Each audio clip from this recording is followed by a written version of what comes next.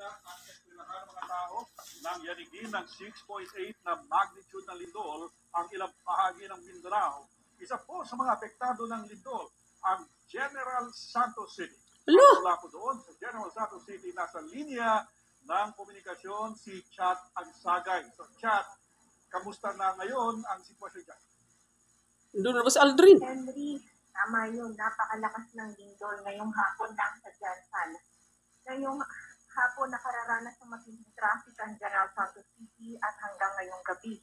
Kasunod ng magnitude 6.8 na lindol na yumanik sa lungsod at iba pang lugar sa Mindanao kaninang alas 4. Sa katunayan, walang kuryente sa malaking bahagi ng lungsod.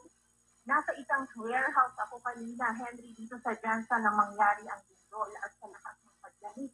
Umuga yung container truck, isang metro lang natataguan ko. Naglabas na ng mga tao sa mga opisina at mga eskulahan. Pinalagayan din makalabas sa isang ospital. Sa lakas ng pagyanig, bumigay pa ang bahagi ng kisame ng isang ospital. Ngayong gabi, matindi pa rin ang traffic sa lungsod, lalo't hindi gumagana ang traffic light. May mga naglakad pa kanina para sagutin ang mga anak sa eskwelahan. Sa lakas din ng pagyanig, nagkaroon ng dipak ang Old Buayan Bridge patungong Alabel, Sarangani mula dyan. Naramdaman din ang lindol sa Coronadal City kung saan naglabasan ng mga empleyado ng isang restaurant. Hinigin ang pagsigaw ng mga tao pati ang tunog ng mga nabasa